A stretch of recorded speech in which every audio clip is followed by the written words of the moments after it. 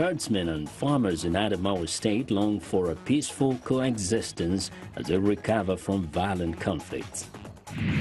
A good start to 2018 in Enugu State, southeast Nigeria, as construction begins on some much-needed access roads.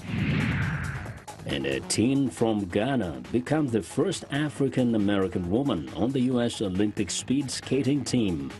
Africa 54 starts right now.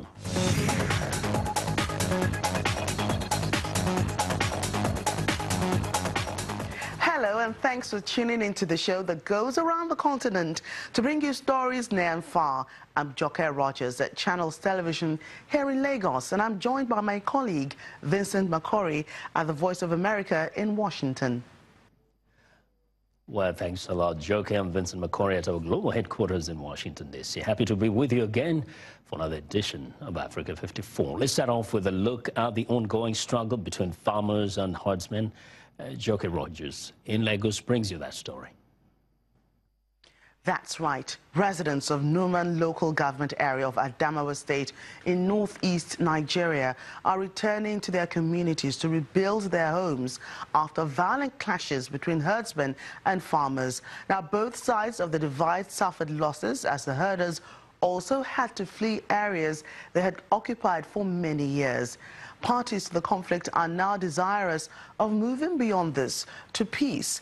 Channels Television's correspondent Freedom Haslon put together this next report. Ashes, charred belongings and remnants of burnt tents is all that is left of the Fulani settlement in Kikan in Numan local government area of Adamawa State after a reprisal attack.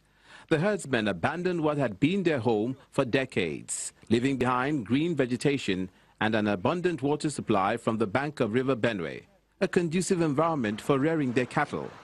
But that's not all they have lost.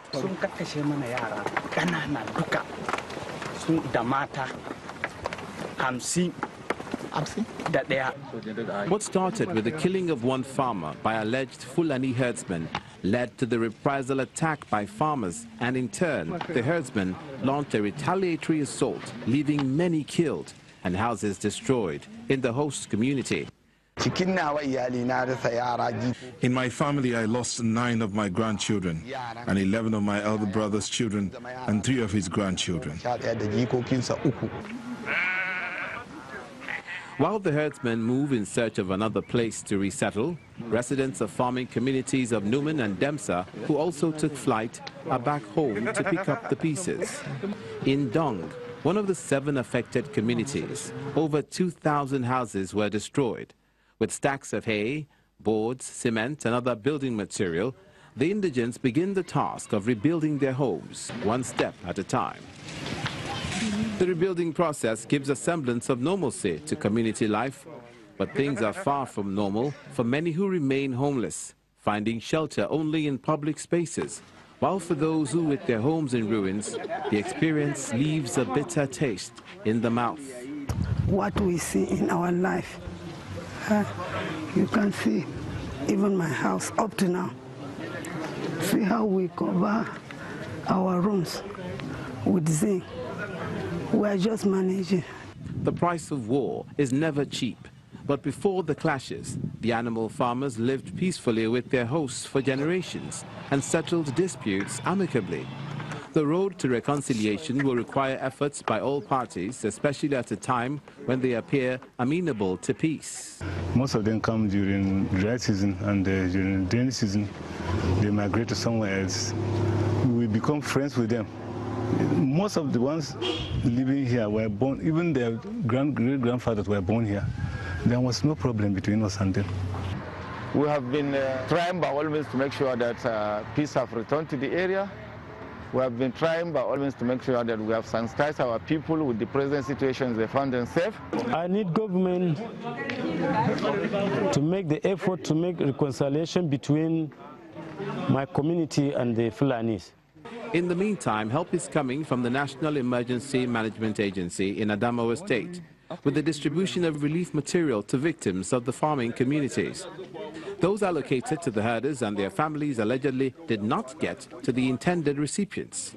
The Adamawa state government has promised to investigate allegations of diversion while putting in place other measures to resolve the crisis and ensure lasting solutions to the conflict.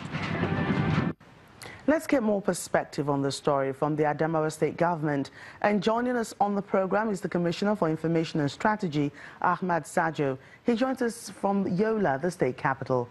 Welcome to Africa 54. Thank you very much. One thing that resonates among communities that have witnessed farmers and herdsmen clashes is the once harmonious relationship that existed between both groups. What do you think could have sabotaged the relations? Well, I think there are three basic reasons.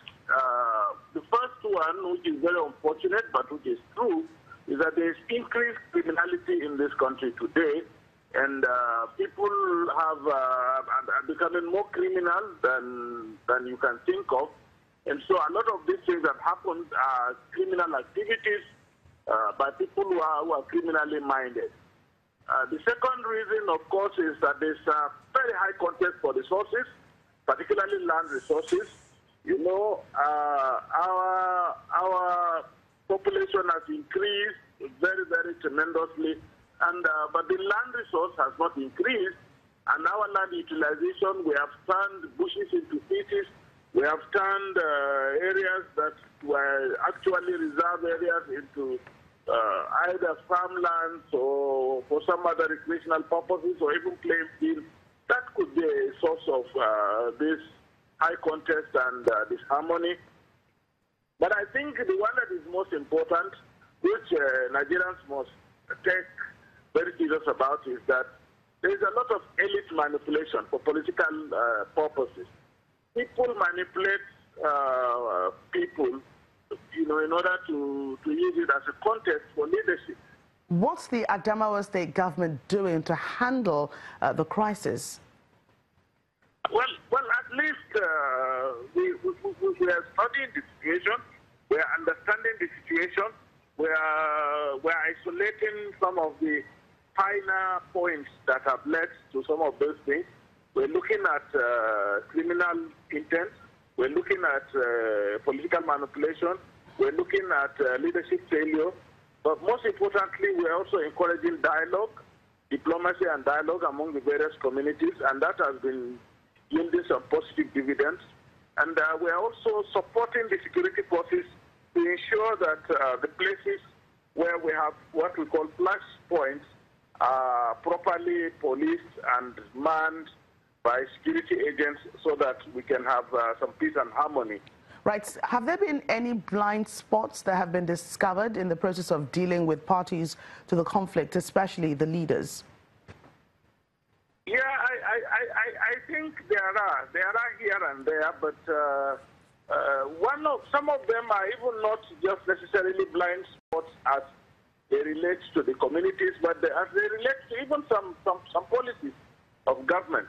For example, we have realized that our policies that encourage dry season farming, very good as it is, you know, people have taken advantage and have virtually cultivated every river bank, every watering point, every bank of watering point, to the extent that it is very difficult for animals and even humans to have access into rivers and ponds, you know, to either drink water or take water for domestic purposes. I think we are reviewing some of those the policies to make sure that at least, you know, there are access to watering points. Adamawa State Commissioner for Information and Strategy, Ahmad Sajo, thank you for joining us today on Africa 54. Thank you very much. Well, and we want to know what you think about Africa 54, the stories we covered. Join the conversation on Facebook. The address is Africa 54. And check out our headlines 24/7 on voaafrica.com. Coming up, after a bloody year, North Africa braces for more conflict in 2018.